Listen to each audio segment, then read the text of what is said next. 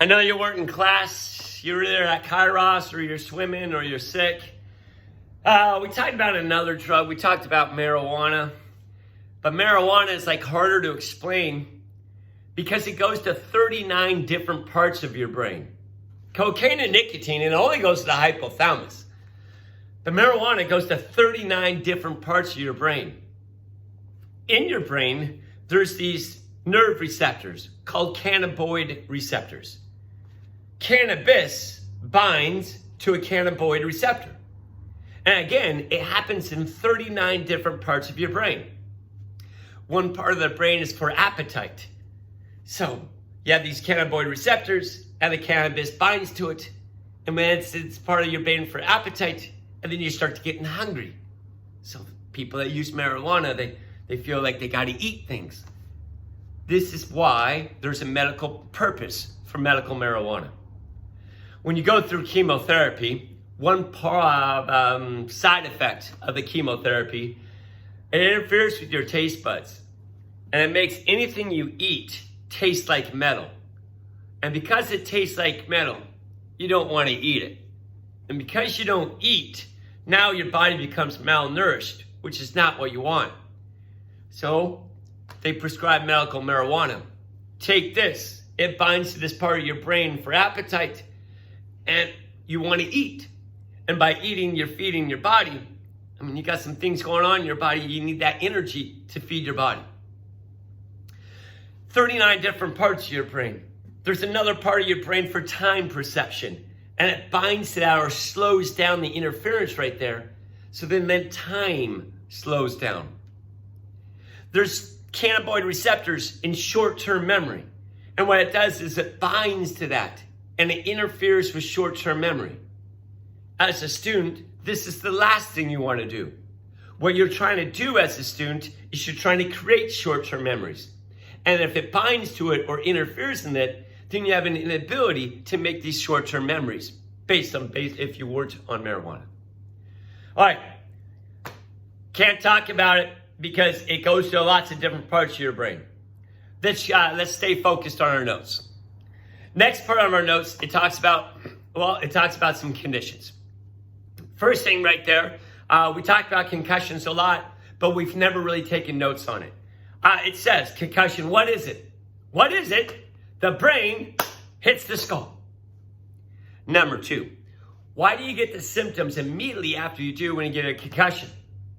It's based on what lobe hit the skull. If the occipital lobe hit, something's going to be wrong with your sight. You know, bright lights, blurry vision, stars.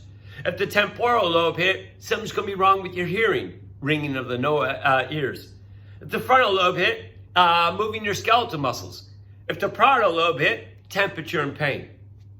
So answer that question.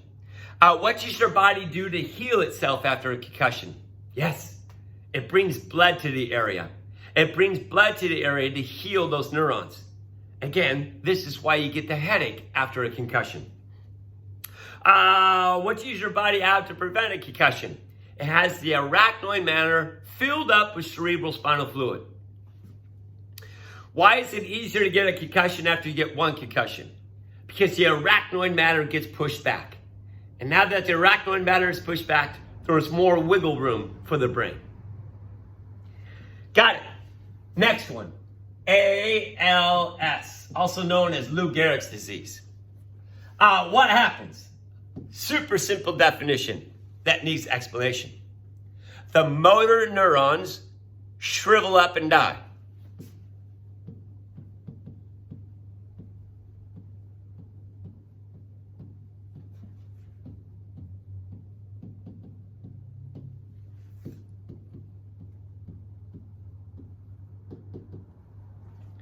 As you're writing it down, you're thinking. The sensory division sends messages to the brain. The motor division sends messages away from the brain. When they go away from the brain, where are they going? Yeah, they're going to your muscles. So if these neurons shrivel up and die, that means the muscles won't get the message. Oh, how much would that suck? Yeah, it does suck. You can't move your muscles. It's a slow, progressive disease. It'll affect just a couple little muscles, and then it'll go and affect more of the whole muscle group. And then you won't be able to use that whole muscle group. You won't be able to use your legs. You'll be wheelchair bound. You can't even move your legs. Eventually, you'll start going up to your arms. You can't even move your arms. Maybe you can only move your neck. Eventually, you'll even get to that. This would suck. Your sensory division still works. What if there was a spider on your arm? You could see the spider. You could feel the spider walking up your arm. But you can't do anything about it. Eventually, you're going to die. One way that you might die is that your mouth starts filling up with saliva. And because you can't contract the muscles of your throat to swallow, you can't swallow. How much would this suck?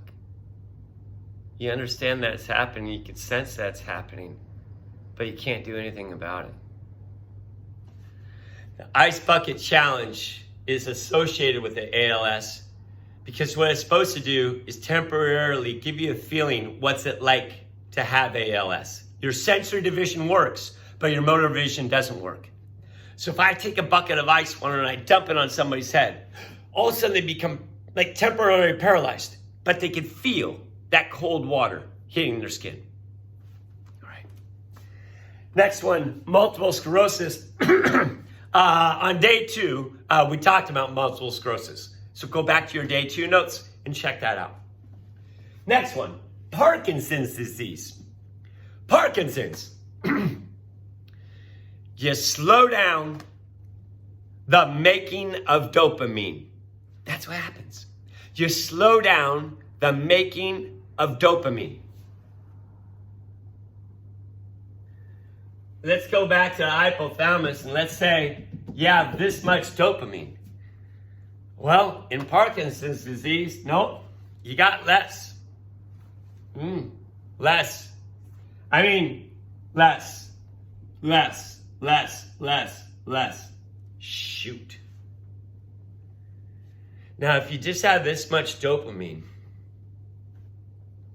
again, your body's ran on a positive feedback system. So when you eat, like one M&M, this would be squeezed out here, and then it would be picked up. It does. It takes time before it goes back over here. So if you have no dopamine over here, would you eat another M&M? And the answer is no, because you wouldn't get pleasure out of it.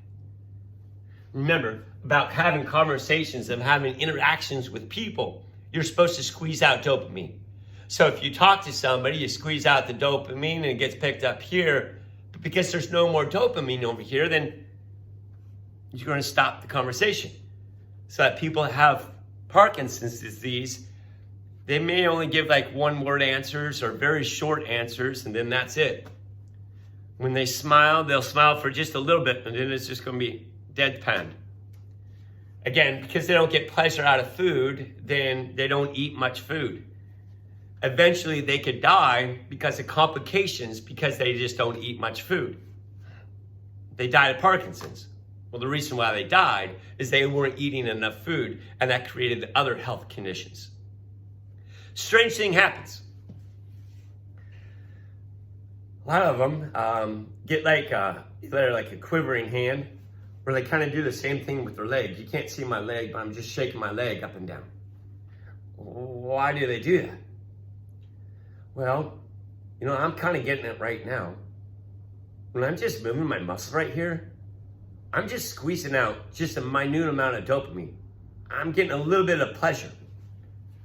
So the reason why they get these quivers is because they're getting that little bit of pleasure. They squeeze out just this little bit and gets picked up, and there's more over here that they do some. So that's how they're getting their little pleasure. That's how they're getting their pat on their back. That's how they're getting you're doing what you're supposed to do. Even though it's just this, they're squeezing out just that little bit of dopamine that they have. All right, for most of you, I gave a homework worksheet right now. It was Unit 3, worksheet number 3. What I told the class is I want you to do it twice. Do it the first time without looking at your notes. Give this be a self-test. Make it like a pop quiz. Go through it without even looking at your notes and see how much of this material you know. Then the second time you do it, I want you to use your notes. Find the answer to every one of those questions.